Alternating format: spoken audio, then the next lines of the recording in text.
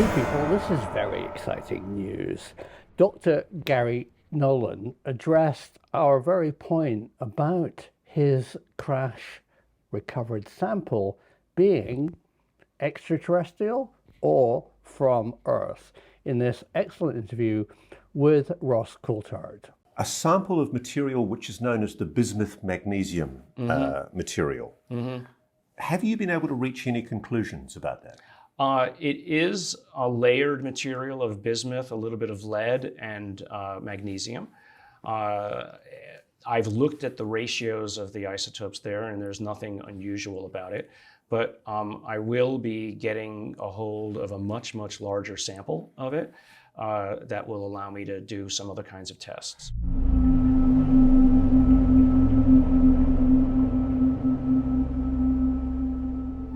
Thanks, Dr. Nolan. I think that pretty well nails it, that the bismuth magnesium sample that you are given that was a piece of crash recovered UAP material comes from Earth. So using my newfound graphic skills, here's what I think actually happened and why the layers of the material that Garry Nolan actually observed were in fact originally an aerogel material that possibly during its crash or recovery became compressed.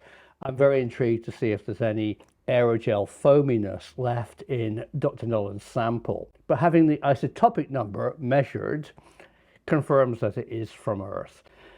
We think it is the material of a Chinese drone. Here's the Chinese research into bismuth and magnesium as an aerogel drone material. Makes a lot of sense. But Ross Coulthard raised another really interesting point with Dr. Garry Nolan, mentioning terahertz. One of the things that's been speculated about this particular piece of bismuth magnesium is that if you put a waveform through it, I know this sounds daffy, it will levitate. I have heard of this result. I've not seen it with my own eyes. Have you tried? No, because the waveform that they needed to put through it is terahertz waves. And that was why Tom DeLonge's To the Stars Academy did the CRADA, the research agreement with the US Army, because they're the only people that have got the terahertz transmitter that you'd need. Right. Do we know whether that research has been done now? I'm not allowed to talk about that. Aha, this is getting interesting. So what's a terahertz? Well, first of all, it's tera, not terror. It does have a bit of an unfortunate name. It's electromagnetic radio spectrum frequency in the sub-millimeter waveband. It's shorter than microwave energy used in radar, and it has some very interesting applications. It's actually quite hard to generate. It's right in a bandwidth which most things don't exist in. Terahertz are being exploited for various purposes. There seems to be some communication, high data rates, and interesting military applications. I don't know much about terahertz, and I think I should be looking into it more.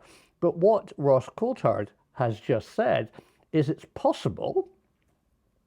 And I asked Josh about this, and he was very interesting. It's possible that terahertz can be used to actually drive buoyancy. Well, Coulthard said make lift. It's not an anti-gravity device. I think what could be happening is that the terahertz frequency interacts with the metamaterial, the cell structure of a drone skin, and somehow produces extra frequencies, heat, to make the craft more buoyant.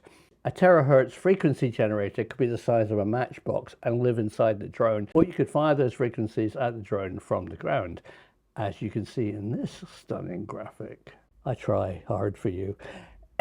Anyway, terahertz needs to be a center of my research. I'd like to leave you with a thought.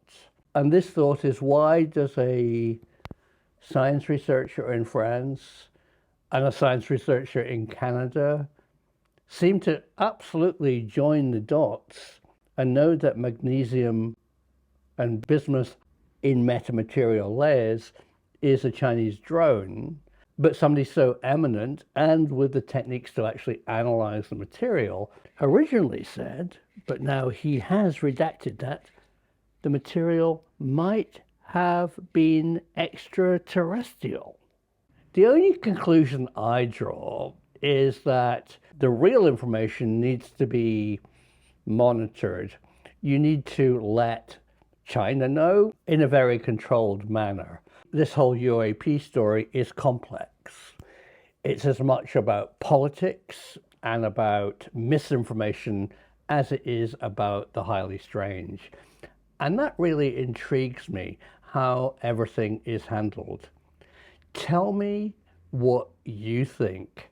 Do you think Josh and I are on the right track?